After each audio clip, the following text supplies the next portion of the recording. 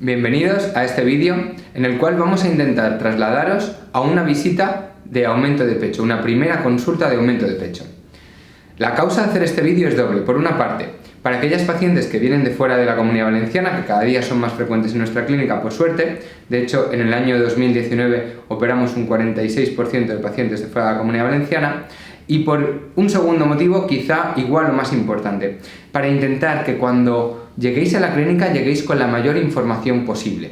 ¿Por qué? Porque cada día más tendemos a preguntar, a buscar, a que nos den información muy diversa, que es muy positiva porque os hace ver diferentes perspectivas. Pero a mí me interesa especialmente que conozcáis cuál es mi perspectiva, porque os va a permitir que cuando lleguéis a la clínica, toda información que yo os voy a dar la podáis integrar y me podáis preguntar sobre ella.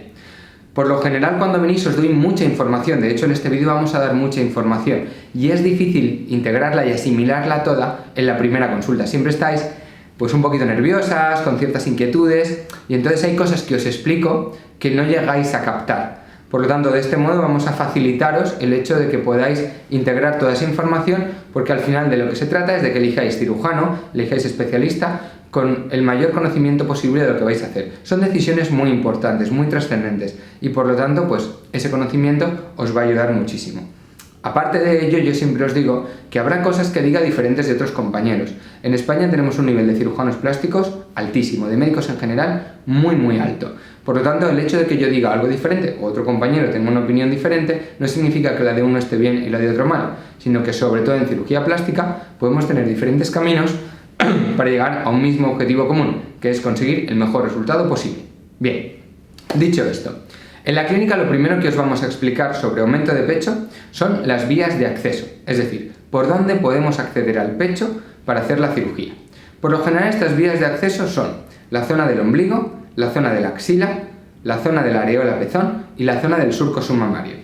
Las zonas del ombligo y de la axila inicialmente las voy a descartar porque son dos zonas con una densidad bacteriana bastante importante. En la axila al final tenemos mucho sudor, tenemos muchas glándulas y personalmente no es una zona que me guste especialmente. De hecho, cuando operamos por la axila lo hacemos con un bastón, digamos, un poquito largo por lo general, también se puede hacer de forma laparoscópica, pero por lo general se hace empujando el músculo. Y me siento menos cómodo sobre todo porque cuando se hace por ombligo y por axila, aparte de esa mayor carga microbiana, necesitamos dejar drenajes. Y los drenajes, según la Sociedad Americana de Cirugía Plástica, deberíamos evitarlos en la medida de lo posible porque son una vía potencial de entrada de bacterias y por lo tanto me pueden incrementar el riesgo de complicaciones futuras, especialmente la contractura capsular, que como veremos al final es una complicación importante en aumento de pecho y nuestro principal caballo de batalla, porque es casi la única complicación que seguimos teniendo. Dicho esto, las otras dos vías de acceso que tenemos serían el surco submamario, es decir, por debajo de la glándula, por la curvita, y la vía de la areola. Mi vía de elección en los casos de aumento de pecho siempre va a ser el surco submamario. ¿Por qué? Por tres razones. La primera, cuando voy por surco, la lactancia posterior va a estar asegurada 100%. Si la paciente iba a tener su vía láctea, la va a seguir teniendo. Porque yo accedo por el surco, hago un pequeño corte de en torno a 2 centímetros, 2 centímetros y medio en el surco, me meto debajo de la piel y directamente tengo el músculo. Y una vez que tengo el músculo, coloco la prótesis debajo del músculo. Después hablaremos extensamente sobre ello. ¿Qué significa eso? Que no he tocado la glándula. Directamente me he metido debajo del músculo y no he tocado la glándula. Por lo tanto, no voy a tener ningún problema de lactancia. Casi más importante todavía, no voy a tener ningún problema a la hora de realizar las mamografías y ecografías porque no voy a tener ninguna cicatriz dentro de la mama, cosa que sí que me pasaría si yo cuando hago la intervención entro por otra vía, por ejemplo por la axila o por la propia areola, que voy a generar una cicatriz en esa región. Y las cicatrices, aunque no se van a confundir con cáncer de mama, sí que son un elemento de distracción, por así decirlo, cuando estamos analizando la consistencia y las características de la glándula. El tercer motivo de acceder por surco es la cicatriz. Generalmente conseguimos cicatrices muy finitas, muy pequeñas, que se esconden muy bien en el surco. Y si por lo que fuera no son perfectas, cuando pasen 6 meses, por ejemplo, pacientes que tengan el polo inferior muy corto, en esos casos lo que vamos a hacer es retocarla tranquilamente cuando venga esta revisión con anestesia local. ¿Vale? La otra vía que utilizamos con cierta frecuencia es la areola. La areola la voy a utilizar principalmente en 3 casos. Cuando la areola tenga un diámetro demasiado grande, es decir, cuando tengo una areola de un tamaño excesivo para el cuerpo de la paciente, para la mama de la paciente, en cuyo caso voy a aprovechar para disminuirla de tamaño. Cuando la disminuya de tamaño, la voy a hacer de un tamaño proporcional a su altura y anchura de tórax.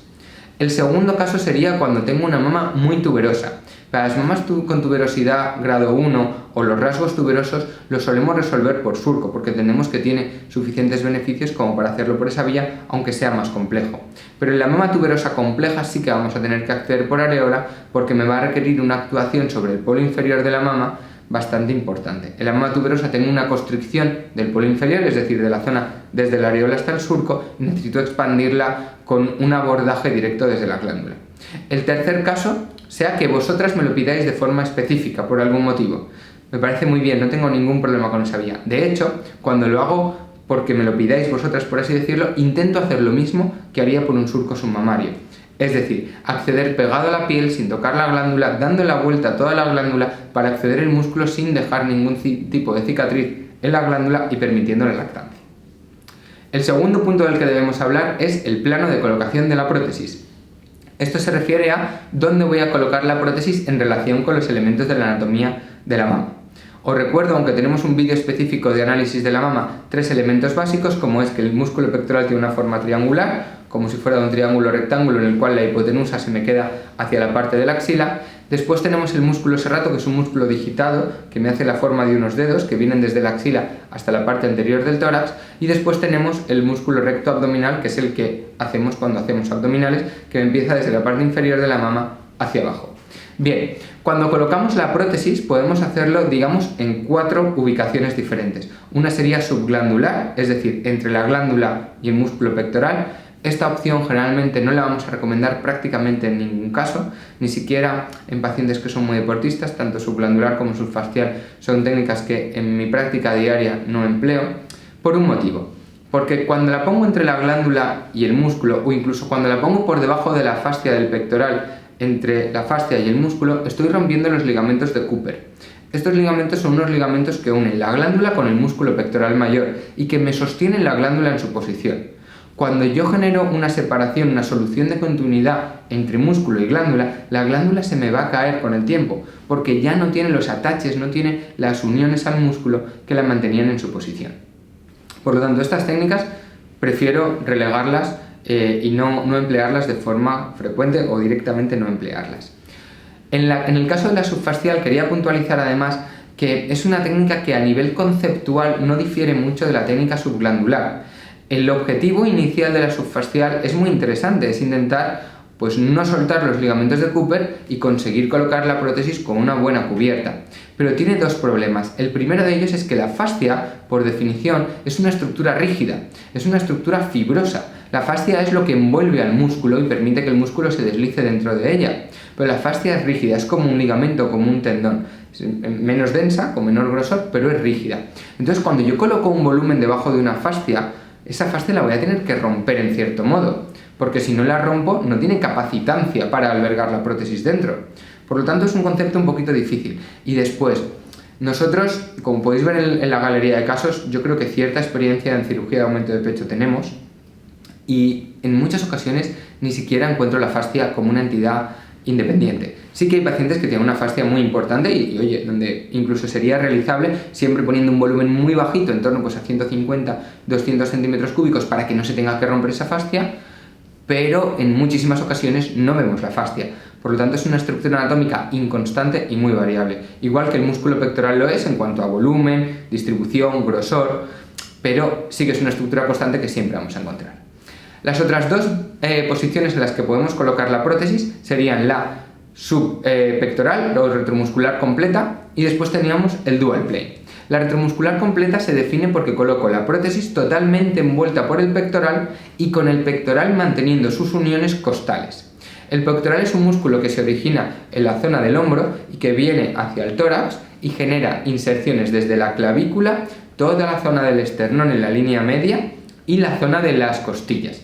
Pero en las costillas no es que se inserte directamente para hacer su función, sino que únicamente tiene unas digitaciones como unas fibras que deja caer y que se posan sobre la costilla. En la técnica retromuscular completa, que digamos que se ha quedado un poquito antigua, teníamos la gran ventaja de que recubríamos la prótesis respecto a ponerla debajo de la glándula o debajo de la fascia, pero nos presentaba el problema del dinamismo protésico. También se puede producir con dual plane, pero es mucho más frecuente en retromuscular. Esto produce que cuando yo muevo mis brazos, cuando hago fuerza, la prótesis se desplaza hacia arriba y hacia afuera. Esto es verdad que en dual plane también ocurre, pero con muchísima menos intensidad. Al final, si la prótesis está debajo del músculo, algo de movimiento cuando yo mueva mi músculo voy a tener, pero cuando la ponemos retromuscular completa es exagerado. Tenemos este problema y después tenemos el problema de que la prótesis no hace soporte de la glándula. ¿A qué me refiero? Cuando yo coloco la prótesis respecto a la glándula, la posición relativa de la prótesis siempre debería ser más baja que la glándula. Si mi mano izquierda es la glándula y la derecha es la prótesis, siempre debo dejarla por debajo. ¿Para qué? Para que me haga de soporte. Y si tengo embarazos posteriores o aumentos o pérdidas de peso, que siempre tenga un stop, que tenga un soporte estructural como es la prótesis. Si la prótesis me queda por encima y la glándula me queda a su mismo nivel o algo por debajo, la glándula sí que va a tener efecto deleterio, sí que va a caer con el tiempo. El objetivo del plano dual, del dual plane, es soltar, parcialmente debilitar, disminuir la tensión que ejercen las digitaciones del pectoral en las costillas. Y que de ese modo la prótesis, en lugar de verse limitada por esas digitaciones, se pueda enclavar, se pueda meter en el polo inferior y me sirva de sostén para la prótesis. Esto no es obvio, no supone que no vaya a tener protección en el polo inferior, porque la parte inferior del pectoral, esas digitaciones las vamos a mantener. Lo que pasa es que les vamos a quitar fuerza.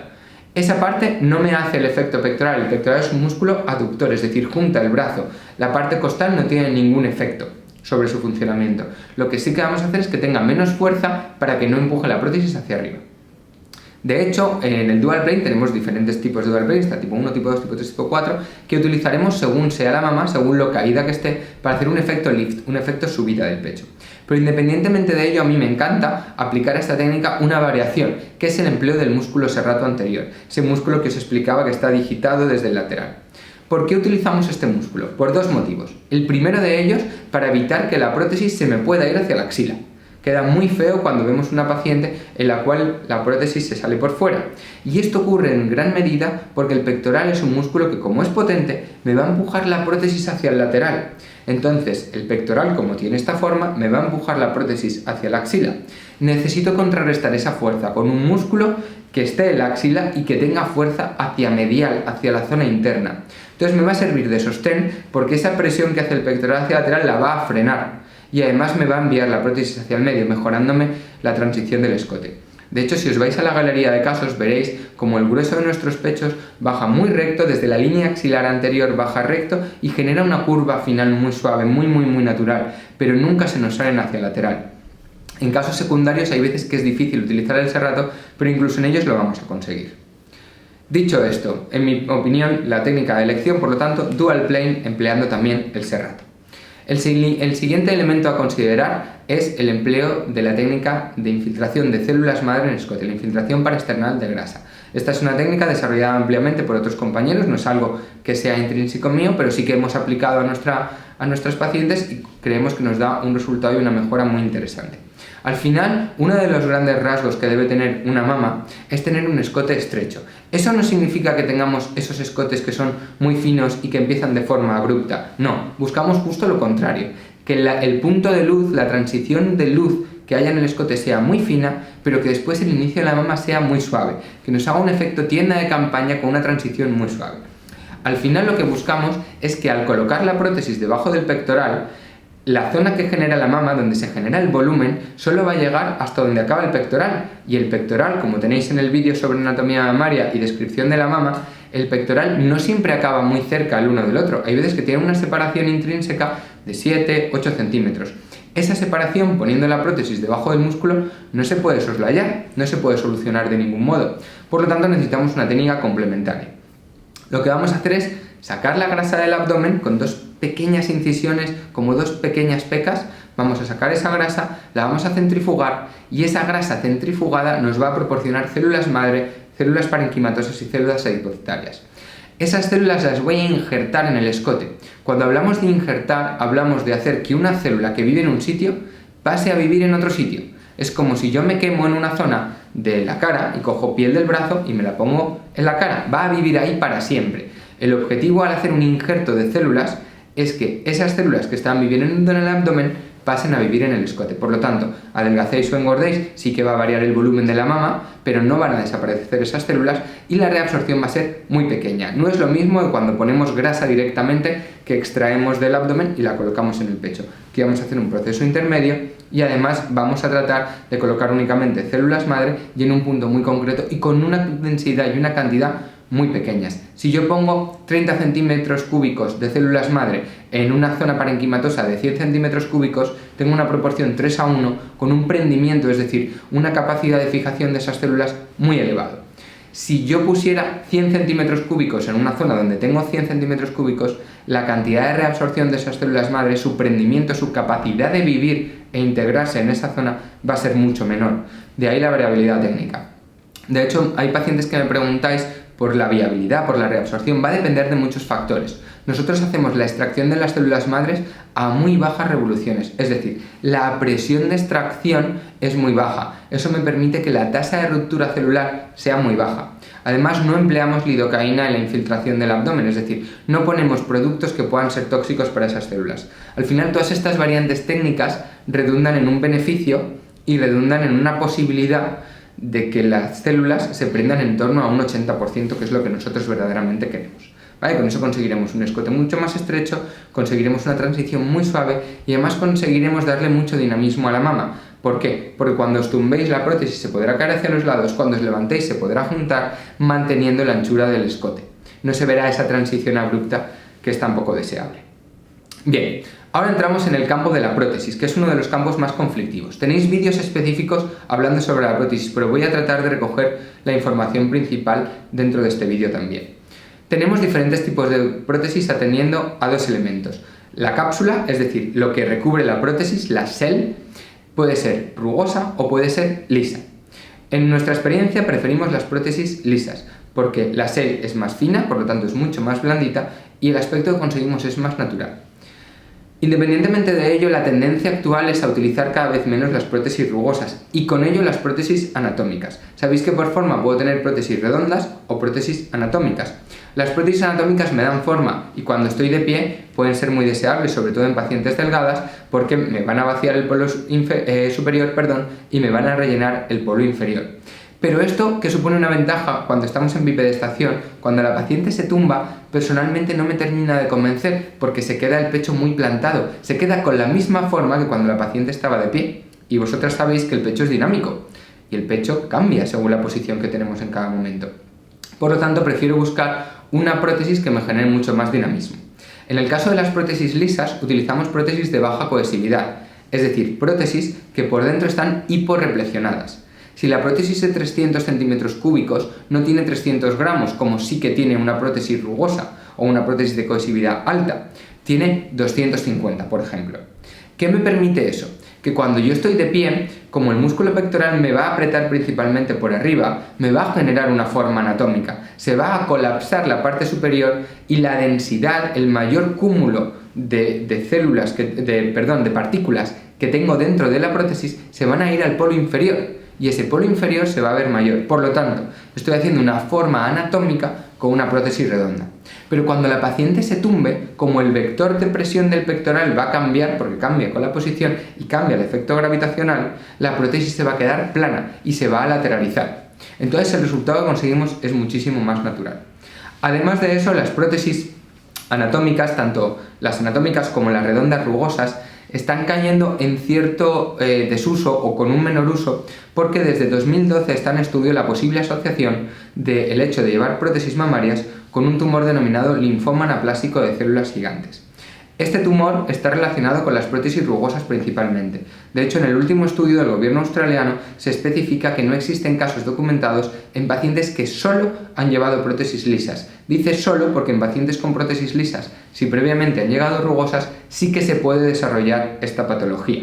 Para evitarlo, cuando se hace un cambio de prótesis, hay que quitar la cápsula que se ha conformado alrededor de la prótesis, aunque no garantiza al 100% que no se pueda producir este tumor.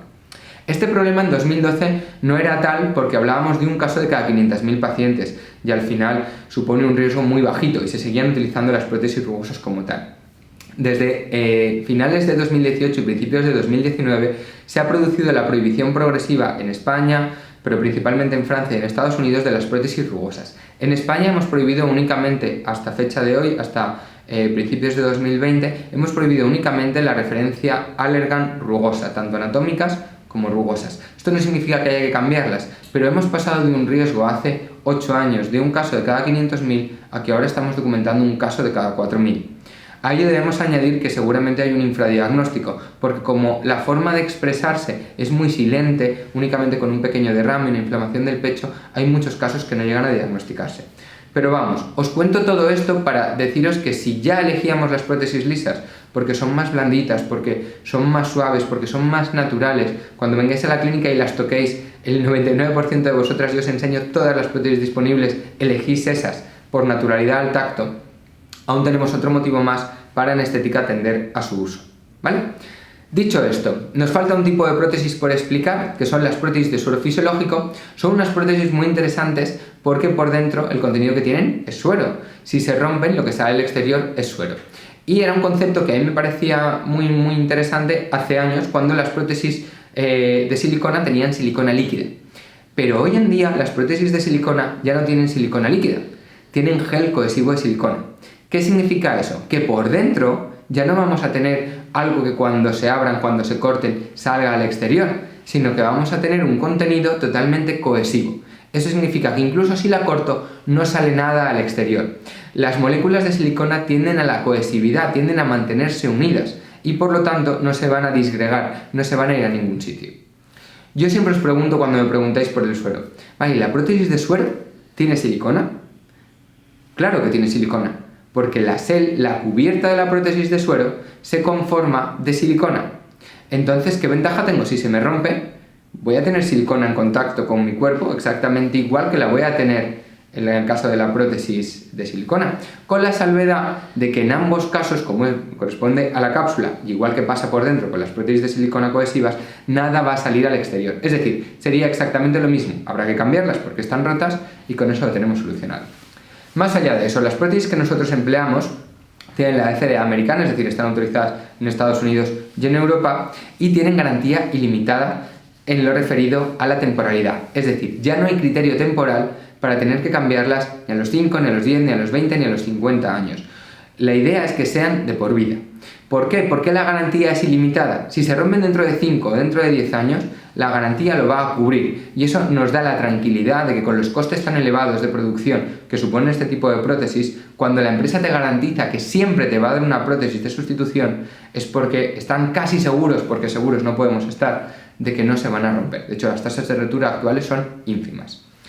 Aparte de ello, en este tipo de prótesis tenemos la gran ventaja desde que se empiezan a romper por dentro hasta que se produce una rotura completa, suele pasar un periodo de entre 3 y 5 años. Nosotros recomendamos a las pacientes que llevan prótesis, independientemente del tipo de prótesis, que se hagan una ecografía cada 2-3 años. Si hay un signo de deterioro, ya la marca nos va a cubrir ese recambio, por lo tanto es muy raro que lleguemos al escenario de una rotura real con las prótesis de nueva generación. Hay un tipo de prótesis que no he nombrado, que son las prótesis de poliuretano, porque al final son prótesis rugosas que están cubiertas por una lámina de poliuretano.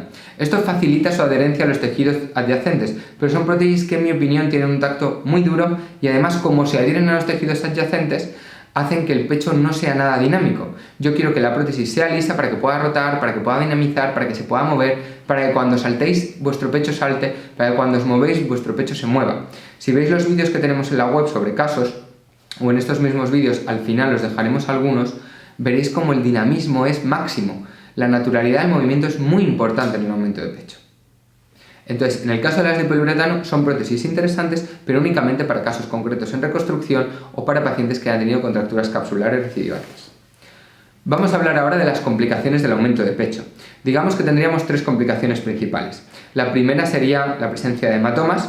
Por suerte, en todo nuestro historial no hemos tenido nunca ningún hematoma en pecho, a excepción de una paciente secundaria que además vivía fuera de Valencia, estaba operada 3 veces, además no era aumento de pecho, sino que era mastopexia con prótesis y que en el postoperatorio tardío hizo un pequeño hematoma que se drenó de forma espontánea. Pero vamos, yo intento trasladar la máxima tranquilidad y la máxima seguridad en estos procedimientos. De hecho, tenéis un vídeo en nuestra web que se llama Aumento de pecho en un minuto, donde veis de forma acelerada un aumento de pecho, y lo que quiero que veáis de verdad es que mis guantes en ningún momento tienen sangre.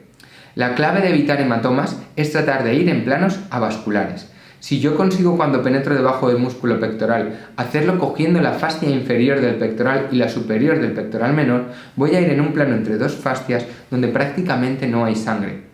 De hecho, en el 90 y muchos % de nuestras cirugías no tenemos que coagular absolutamente nada, porque lo hacemos con disección Roma digital y con punta de colorado, es decir, con unos bisturís muy finitos que me van coagulando de forma individual cada pequeño vaso que vemos. Independientemente de ello, nosotros siempre hacemos 3 rondas de hemostasia, operado generalmente primero el pecho derecho, después el izquierdo, vuelvo al derecho, comprobamos que no hay sangrado, vuelvo al izquierdo y en la tercera ronda ponemos la prótesis. Por lo tanto, si en 3 oportunidades no ha sangrado, sería muy raro que lo hiciera después.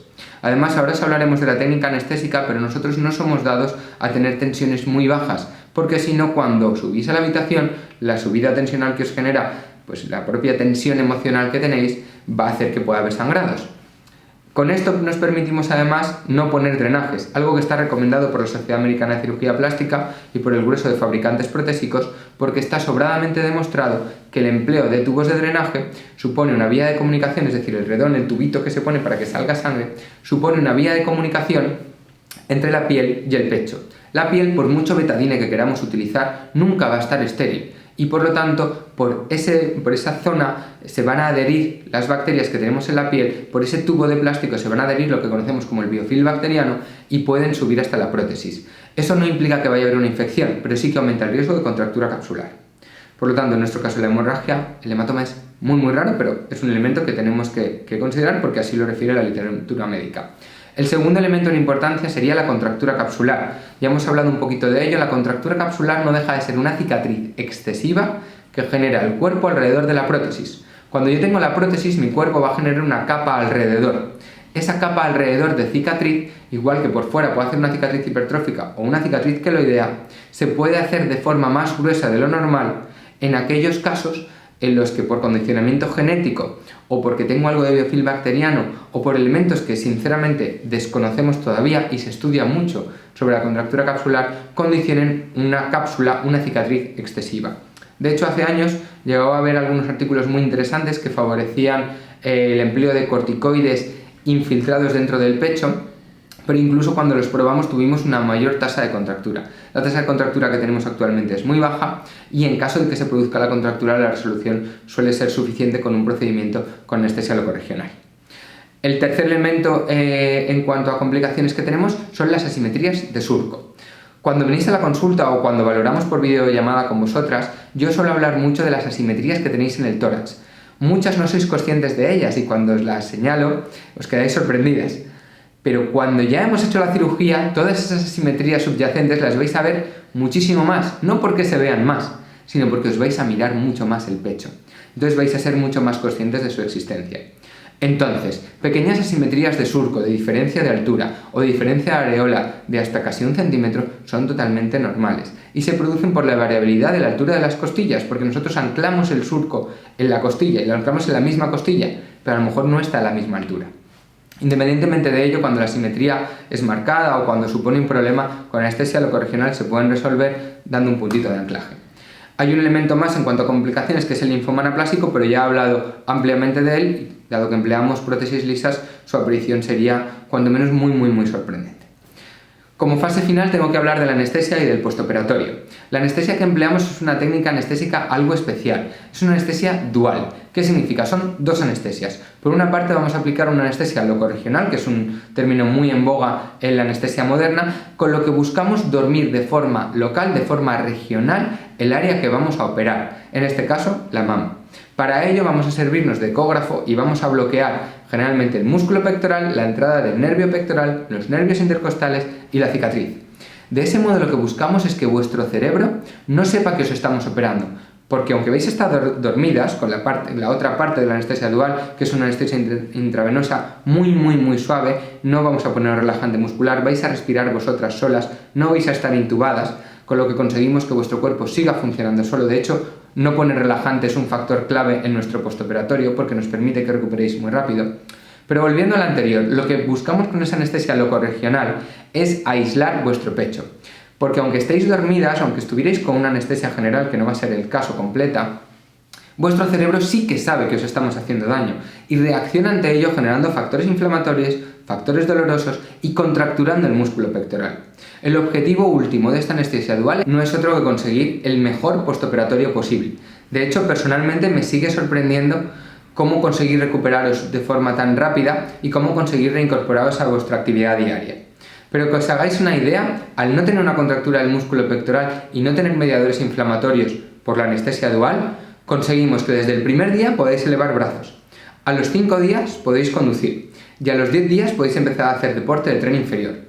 Para hacer deporte de tren superior, para hacer dominadas, para hacer pectoral directamente, vamos a necesitar espaciarlo hasta el mes por lo general, incluso para hacer entrenamientos tipo HIIT o tipo CrossFit.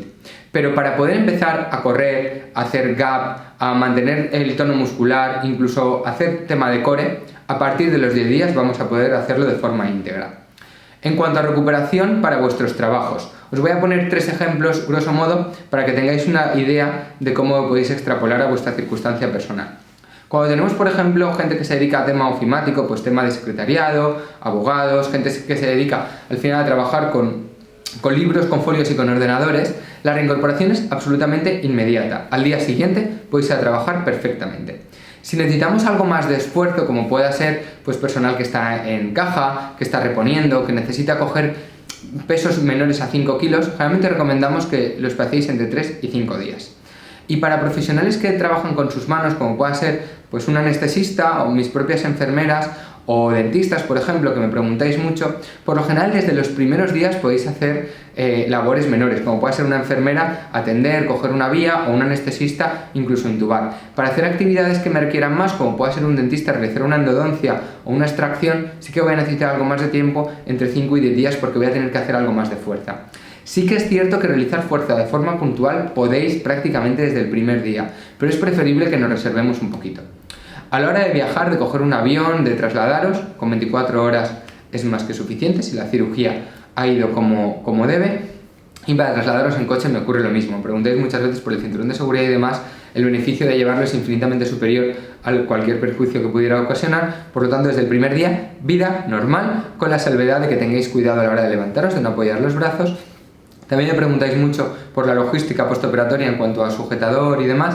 Lo normal es que salgáis de quirófano con vendaje, por un motivo muy específico, y es que si os pongo sujetador conforme lleguéis a la habitación, queréis veros el pecho y muchas de vosotras os desabrochéis el sujetador y no os sabéis colocar de forma correcta, pero por lo general, sobre todo, vais a llevar el sujetador a partir de las 12, 24 horas. Las pacientes que viven cerca de Valencia se pueden ir perfectamente a la tarde de la cirugía a casa, y para las que tenéis un poquito más de distancia es a vuestra elección. En todos nuestros casos, independientemente de dónde viváis, tenéis incluida una noche de ingreso postoperatorio que lo utilizaréis o no en función de cómo os encontréis. No hay que decidirlo de forma previa ni varía absolutamente nada. Yo lo que quiero es que cada paciente decida en función de su estado postoperatorio.